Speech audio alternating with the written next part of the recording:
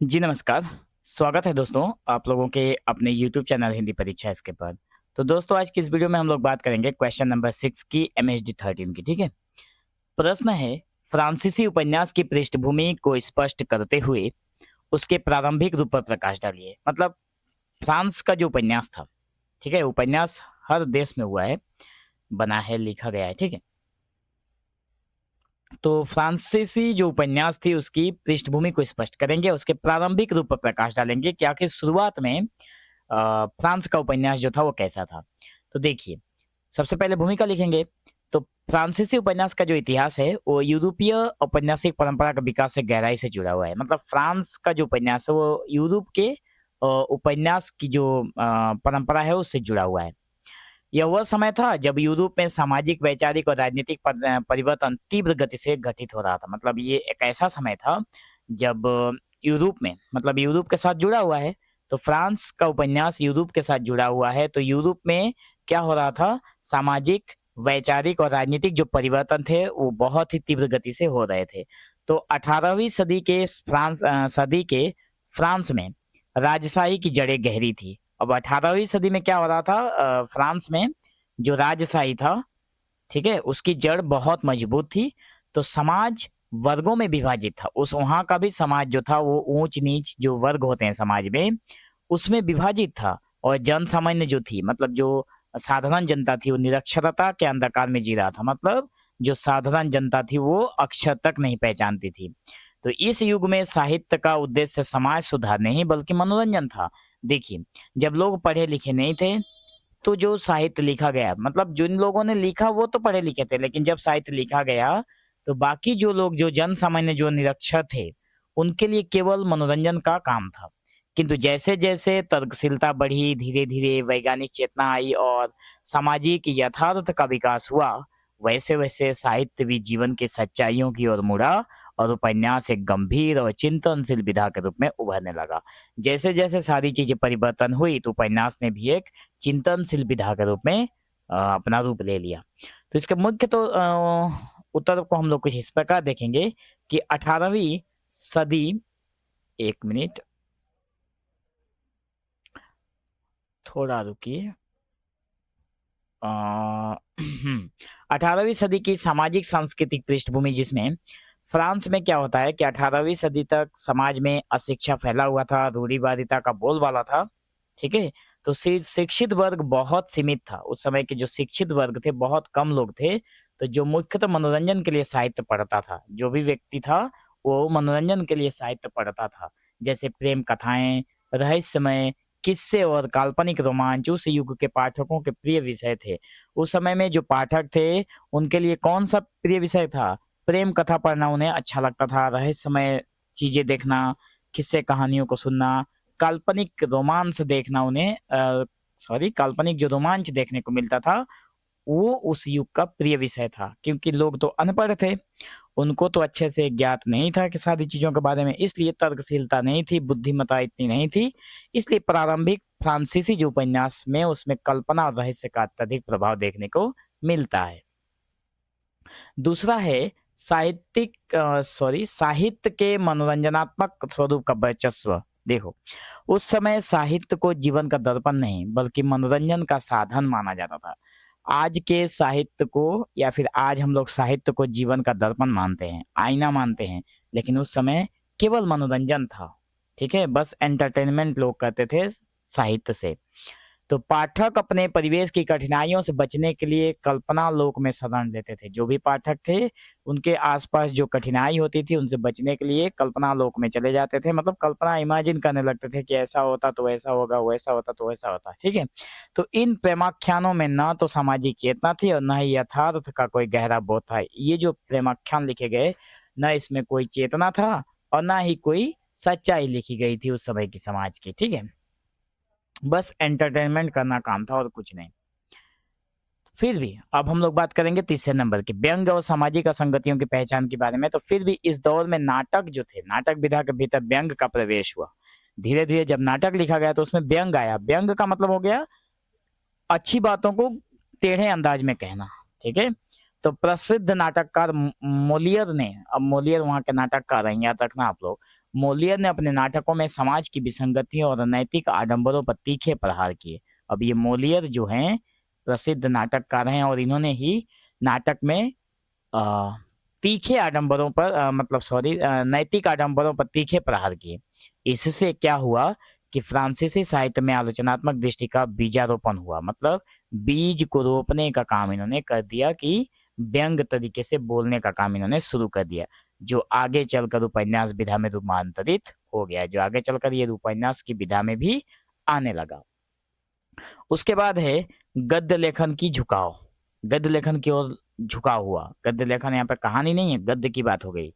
तो लेखकों ने अनुभव किया, तब जाकर धीरे धीरे जो लेखक थे उन्होंने अनुभव किया समाज की जटिलताओं को व्यक्त करने के लिए गद्य अधिक उपयुक्त है।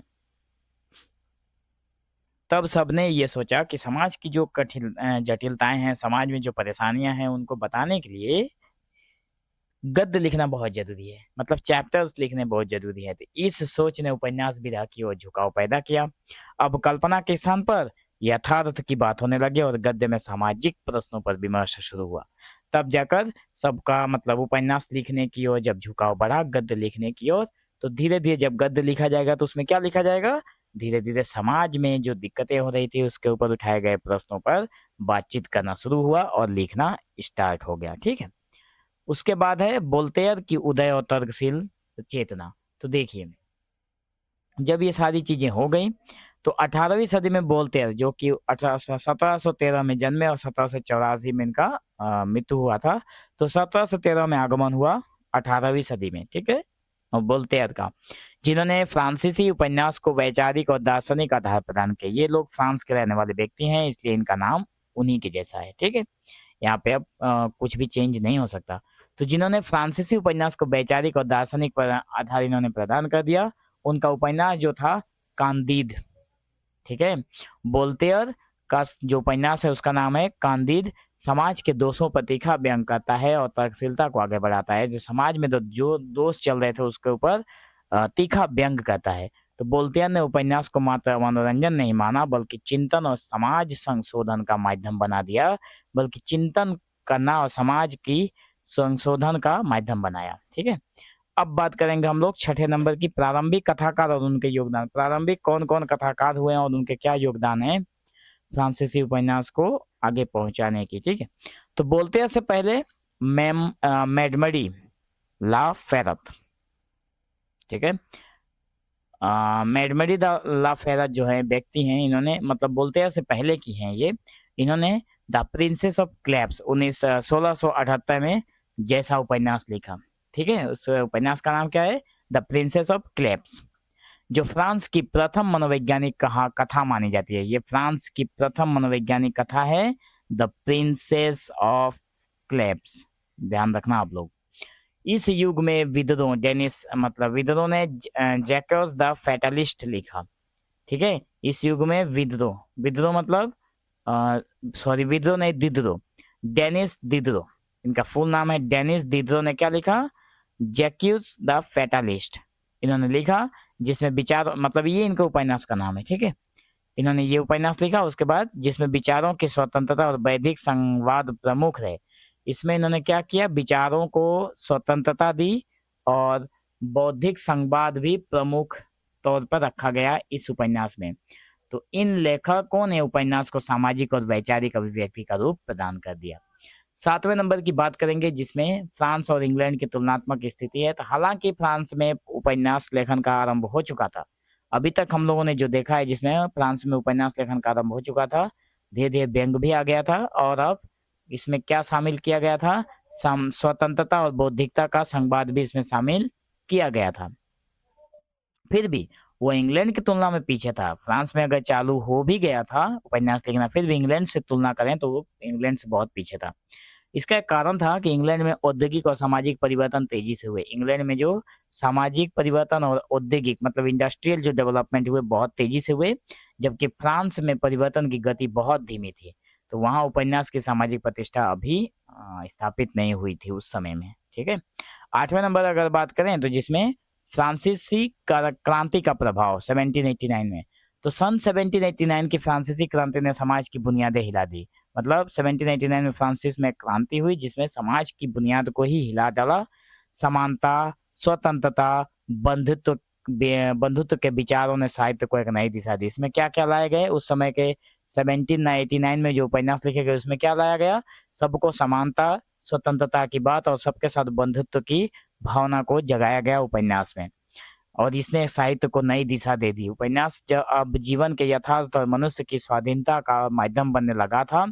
क्रांति के प्रभाव से उपन्यास में समाज की वास्तविक समस्याएं और वर्गीय संघर्षों का चित्रण हुआ था।